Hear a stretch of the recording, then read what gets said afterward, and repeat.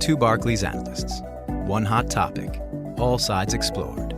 This is The Flip Side. The Flip Side is a podcast series featuring lively debate between two Barclays research analysts, taking opposing viewpoints on timely topics of importance to economies and businesses around the globe. Welcome to this episode of The Flip Side. My name is Jeff Meli, and I'm the head of research at Barclays. I'm joined today by Zoso Davies, a director in European credit strategy. Thanks for joining me, Zoso. Thanks for having me back, Jeff. All right, today we're going to talk about ESG investing. Now, Zoso is part of the team that developed our approach to fundamental ESG research at Barclays over the past year or so, and this is a topic he's pretty familiar with. For those who are less familiar with ESG, ESG stands for environmental, social, governance, and ESG investing is a way of investing that doesn't just take into account the financial risk and returns. It also thinks about the impact that those companies that you're investing in have on the world around them.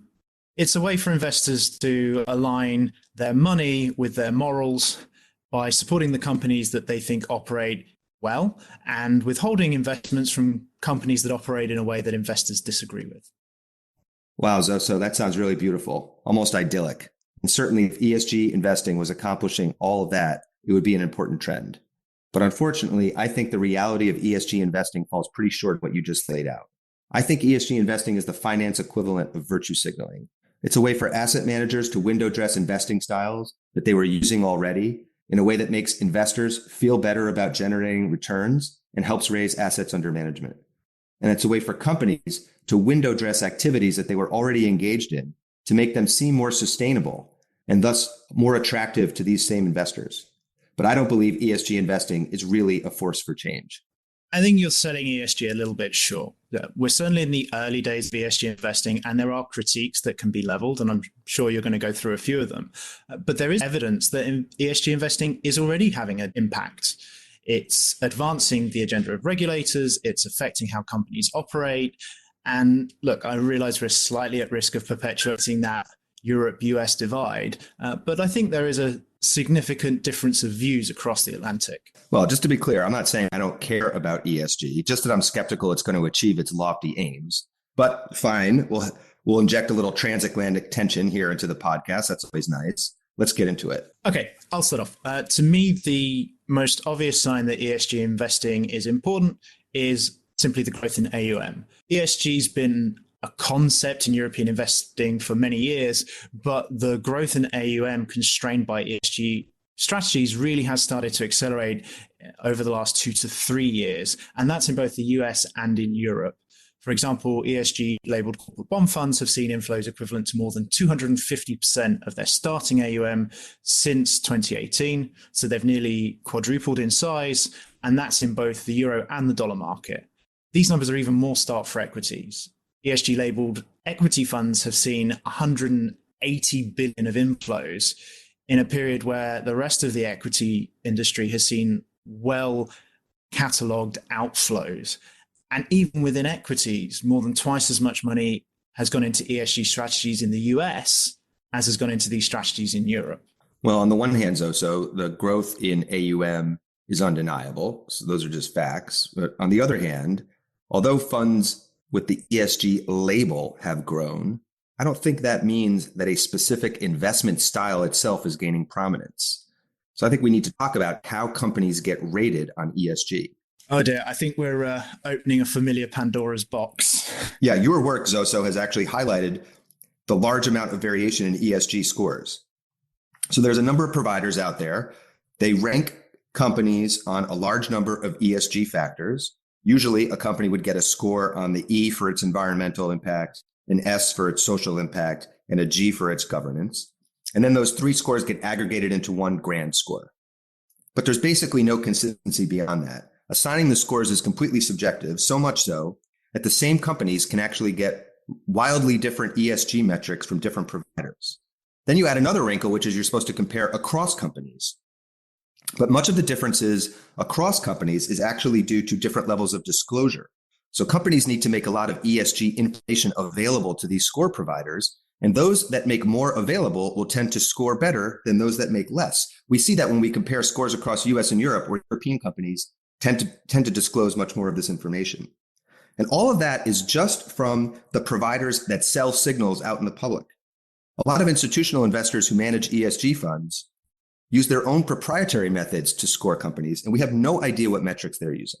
That's completely true. ESG scoring methodologies are still developing. New scores are coming out every day. New scores are being developed. This is very much the early days of ESG data generation. And we've had these conversations, you and I, we've had them with other research colleagues, we've had them with the data providers themselves. But there are a couple of points I just want to challenge you on. First of all, your point around disclosure. Well, disclosure is a change in behavior, and that was one of the things we were looking for. And disclosure is the start point for any of these scoring methodologies. We can't score things we can't measure. So that is a necessary step. And I wouldn't say that there's zero consistency. I think there are issues, but I think we need to be more specific because all of this data is around issues that investors feel are relevant to ESG. Well, the issue is we have no agreement on which ones are the most relevant and how to weight them. Some issues are fairly universally accepted. For example, diversity of board representation, that should be important for pretty much every company. Others are more specific, like wastewater policy. What we are seeing is a gradual progress towards common standards. Look, some providers rank companies on an absolute scale. That means they're comparing companies on the E regardless of what industry they operate in. Others create scores that are done relative to a specific industry. Because of that, you could end up ranking the same portfolio as either high or low on ESG, depending on how you measure it. So recent research from our quantitative portfolio strategy group looked at US domicile ESG equity funds. What we found was a massive variety in ESG scores across these funds, including many of them which ranked below the ESG score of the index. The one commonality in all of this was that ESG funds tended to have higher management fees.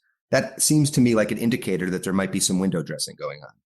True, but despite all of this noise and all of this variation, QPS also found out that there's a signal in there that's useful for investors. For example, governance scores help corporate bond investors by giving them an extra predictor of downgrade risk. And that helps them build portfolios that are more robust and generate better returns over the long run. And the disparity between providers is also an indicator in its own right. And those results are very interesting. Knowing that the G score is an indicator for how well a company is run is definitely important insight to a portfolio manager and a real reason to pay attention to the score. Similarly, I'm sure that there is a lot that analysts can do to better understand the risks and returns of the companies that they're covering using all of the disclosure around ESG metrics. Transparency is definitely better. And I think that if what ESG investing does is force companies to disclose a lot more about how they're operating, there is something there. But this leads me to another point I want to make about how this isn't really ESG investing. That's regular investing. That means you're just trying to generate high returns. You're looking for signals about how well a company is likely to perform in the future. You just happen to be using ESG related inputs rather than traditional accounting or financial metrics. Okay, there's a difference between ESG investing, where we're trying to encourage certain corporate behavior, and what I call ESG factor investing, where we're trying to make money by extracting signals from ESG related information.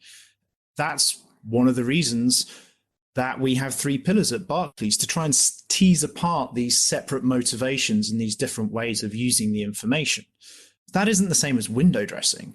And I think it's very important to look through the scores to understand what we're trying to achieve. Take, for example, a fund that focuses entirely on energy companies moving from fossil fuel extraction to renewable generation. You're going to buy a lot of oil companies, energy companies. That fund is going to have a poor score. It's going to have a much worse score than a fund that only invests in FANG and other software company. But if the companies you invest in decarbonize, shift from oil production to renewable generation, that's going to massively reduce their greenhouse gas footprint. And that's going to have more real impact than investing in your highly rated software fund. This actually brings us to a point that is under discussion, was flagged by some of our colleagues in a recent note on coal assets, which is, what are we supposed to do with polluting assets? Do we just get rid of them? The problem with just getting rid of them is that someone still owns them. They're still productive assets. And so when you completely divest them from your ESG portfolio, they get owned by investors who don't care about ESG, who have actively opted out of ESG. And that's literally the worst possible outcome from the perspective of an environmentalist. So consensus is shifting away towards actually owning these companies, but supporting their transition to a greener business model. What I'm getting at is the idea that there are a variety of goals and that the funds reflect these different goals. And that's a good thing. And that also means you don't get a clear signal from a single data point like what's its ESG score.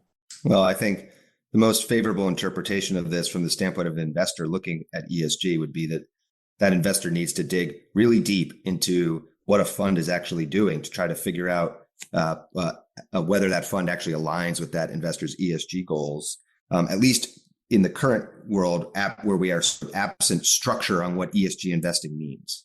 Yeah, look, investors should always do their due diligence on funds that they invest in. I do want to come back to your point on the long-term relevance of ESG, this concept of changing corporate behavior. I think that's really what's going to define the success or the failure of ESG as a movement versus quote unquote window dressing.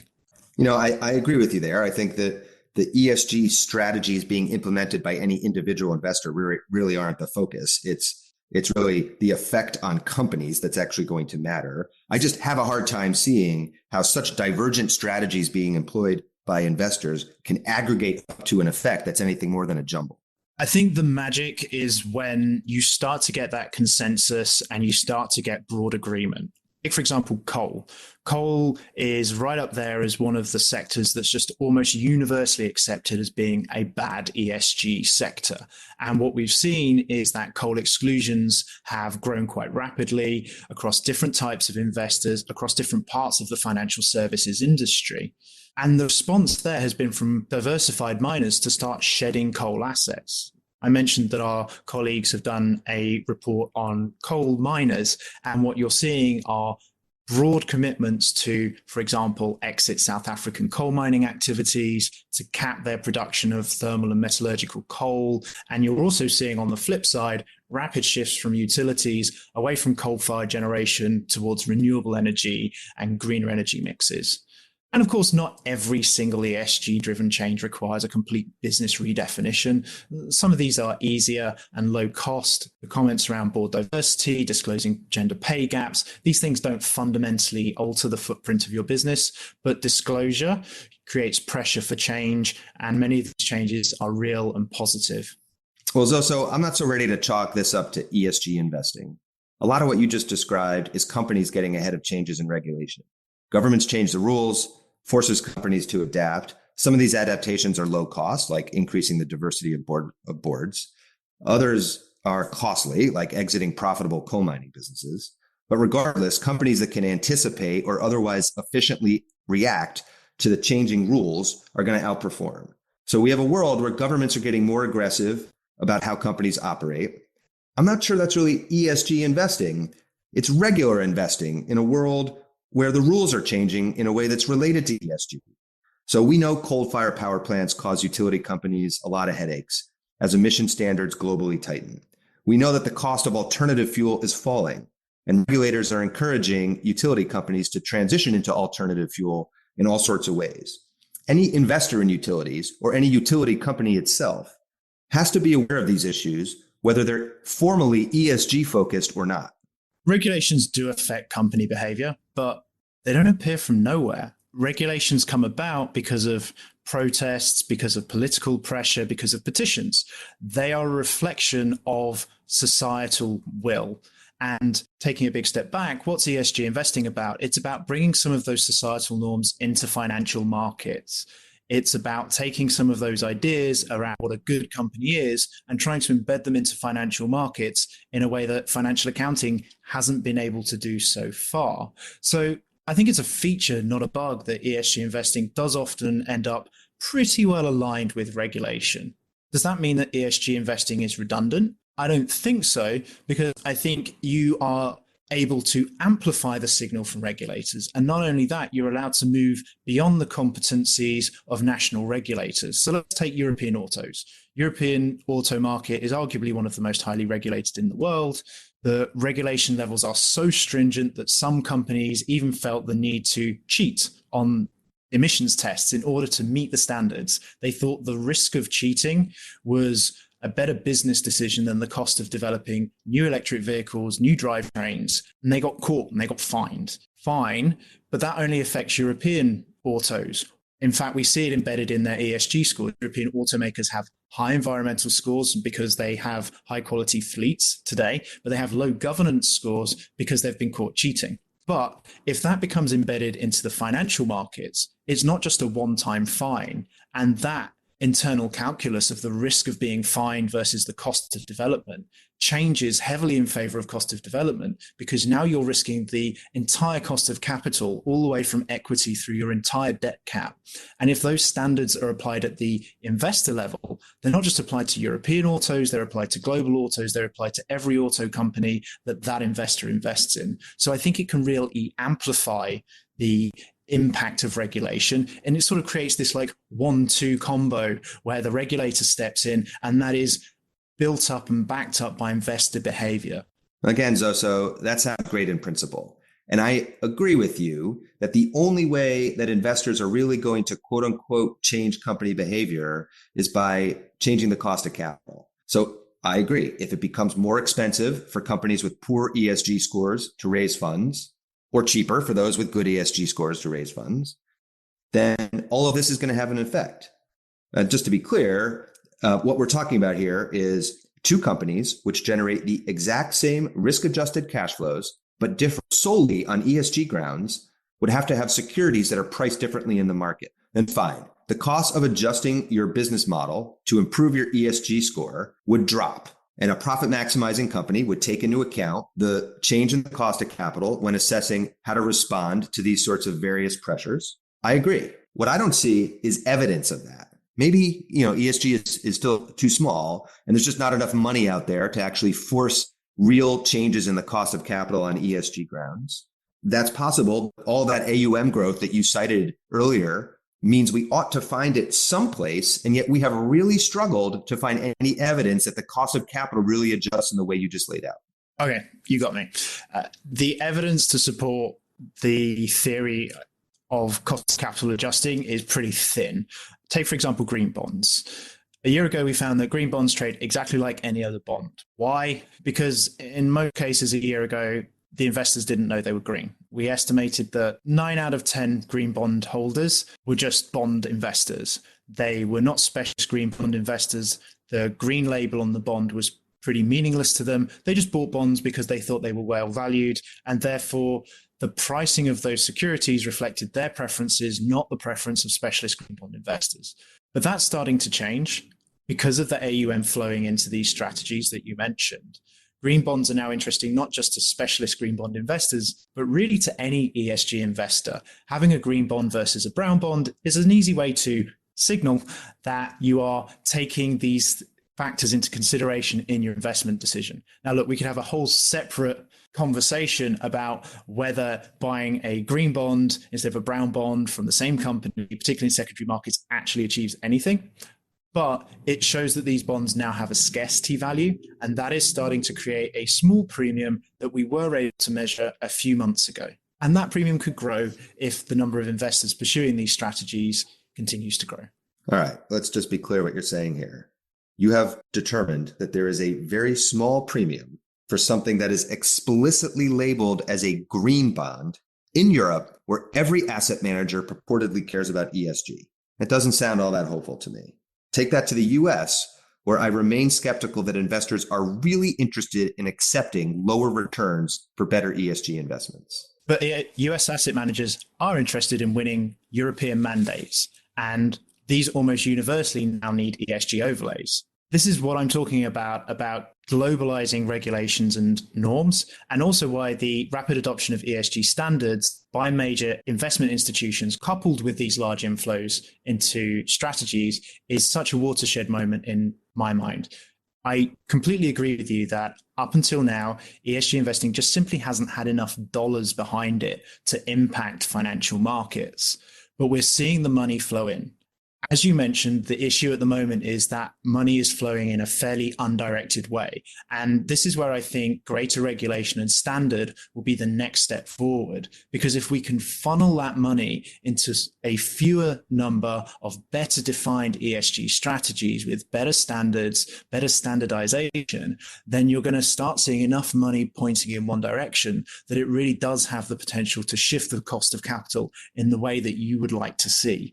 And while that hasn't happened yet, again, we're seeing movement in that direction. For example, in the EU, we've seen the development of a green bond taxonomy, and there's so much further to go. If I can have one concluding point here, it's that we're at the start of ESG investing. We haven't solved these problems. We're only starting to look at the practical issues about how to measure and implement these ideas. Well, that's certainly true. And that's why we're so focused on this topic in research at Barclays, including our most recent report from our quantitative portfolio strategy group entitled ESG Funds Looking Beyond the Label. That report compares ESG and non-ESG equity funds and offers some policy solutions to help the ESG market mature. A synopsis is available publicly on barclays.com/IB. Of course, clients can log into Barclays Live to read the full report and all of our latest systematic, thematic, and fundamental ESG research.